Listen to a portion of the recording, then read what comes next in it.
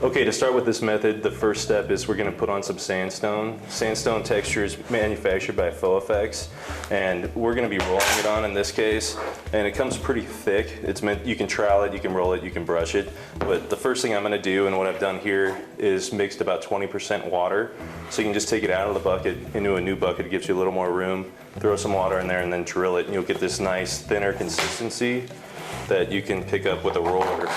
So I'm just going to load up my tray, and then we'll start rolling out our finish. Okay, so I've got my sandstone in this tray. I'm using a 3/8 inch nap roller, and it takes a second to get the sandstone loaded on there, but it'll pick it up and then you're ready to go. Now, you know, this represents my wall. I've got it taped off, so in a real working environment, I just take a chip brush and like paint, just paint in all my edges, and then I can start rolling. Sandstone, when you water it down, it's like a paint, but it's got like this kind of aggregate to it. And what's nice about it is it works as a really good basis for doing like kind of rustic organic trowel finishes, because that aggregate's going to prevent me from being able to trowel anything consistently over the wall. So it's a good place to start. Now when I roll this on, because I'm doing something organic, I want to keep all my tracks vertical. I don't want to go randomly around, because in nature a lot of things erode vertically. And I don't want to start in the same place every time, because this aggregate, where the first place the roller hits the wall, it's going to go on the thickest. So if I'm consistently hitting the same spot as I work across my space, I'm going to get like this heavy area and then light areas. So you want to randomly kind of hop around your wall surface, so you have thick and thin areas just nice and randomly around the wall. So we'll just cover the whole surface with one good coat of this. So you want full coverage.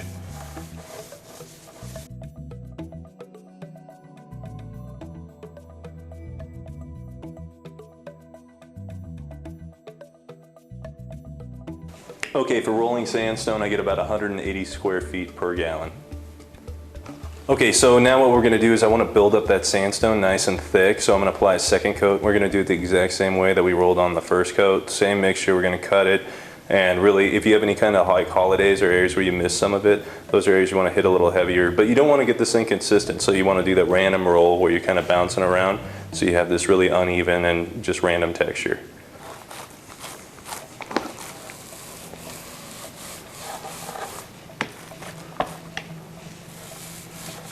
When you're rolling on sandstone, you want to make sure that you've got your area very well masked off, because this aggregate has a tendency to fly off the roller, and it's going to get all over you and all over anything you didn't take the time to cover up.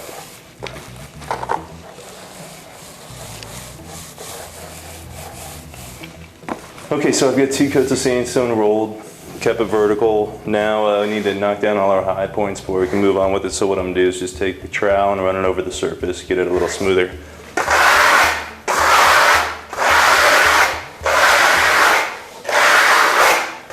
Okay, the next thing we're going to do on our finish is do some embossing, and we're going to use sandstone, the same material we rolled on, to do the embossing with.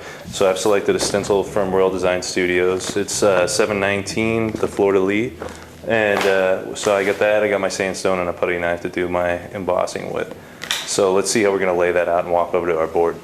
Okay, so now I need to do the layout so I know where to place my stencils, and I'm going to do a harlequin pattern. So it's kind of like 2, 1, 2 kind of deal. So I've got these horizontal lines, and to just kind of give me an idea of what I want to set my stencil on top of. And what I've done on these lines is I put little markers to tell me how far to space them apart, okay? So this is a 48-inch wide surface, so my middle guy is going to be dead in the middle, so 24 inches in. And then to offset these guys, I'm only going to come halfway in on each side, 12 inches, okay? And that's going to give me my 2, 1, 2 design. Okay, so I've got my stencil, and I've just put a piece of tape over the top, so I'm ready to emboss. I've got my marker, just going to line it up with this, all right, and set it on top of the piece of tape that I've laid out. So then I know I'm straight, because I know this line is straight, okay? So now that's secure. I'm going to grab my knife and my sandstone, and then I can just start laying it in over the top. Don't want to push super hard so that it bleeds underneath the design though. This is kind of an organic finish, so you can get away with a little bit of that though. All right, so I cover my entire design, and then I can kind of come and like slap it a little, you know, make it so it's not this perfectly smooth embossing. And then what I'm gonna do is just grab the bottom and just pull it straight up. Then I have my embossing. Okay, and see it's kind of broken away and mixed up and messed up because I put it on nice and thick, so it gives me the kind of broken up, like distressed look that we're going for. Okay, so now that my embossings are dry, I'm just gonna take a 220 grit sandpaper and hit them and hit the rest of my wall, just kind of soften some of these peaks down. Okay, now before I apply my glaze, what I'm gonna do is just mist the whole thing with water. It's really gonna help my glaze get into all this like texture and really help me spread it around the room a little easier.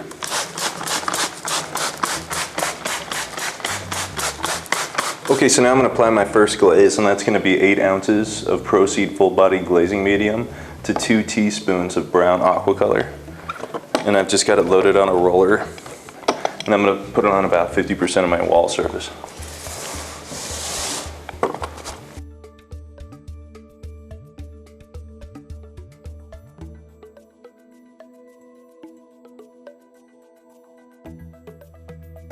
Okay, now I'm going to apply my second glaze, and that's going to be 8 ounces of Proceed Full Body Glazing Medium with 2 teaspoons of Earth Brown Aqua Color. So I'll just roll this over some of the voids, some of the areas I didn't hit with my first color, just to kind of start getting my wall towards 100% coverage. Alright, now that my glaze colors are on, what I'm going to do is just start blending them together a little bit and getting all my surface area that I've missed with glaze so far covered. And I'm just going to use like a car wash brush to do that. And what I do when I'm blending with this is I always do like a figure-8 motion because it's completely random, alright? So you're not going to get like the swoosh marks or swirls or anything.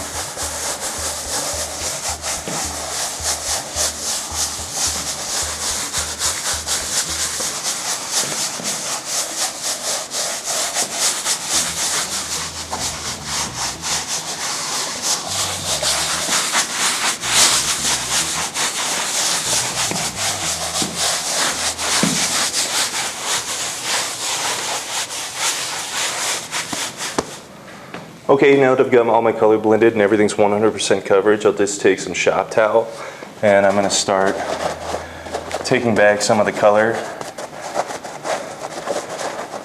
and just creating some movement here.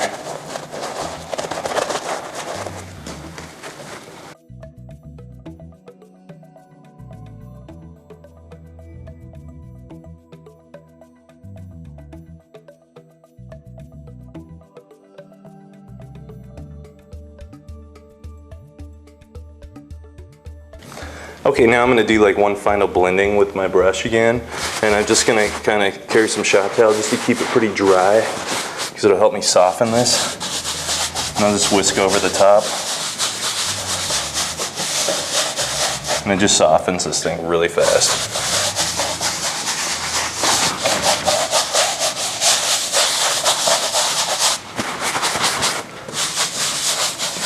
Okay, now I can leave this like this, or for an added step just to create a little more interest, I can take a trowel.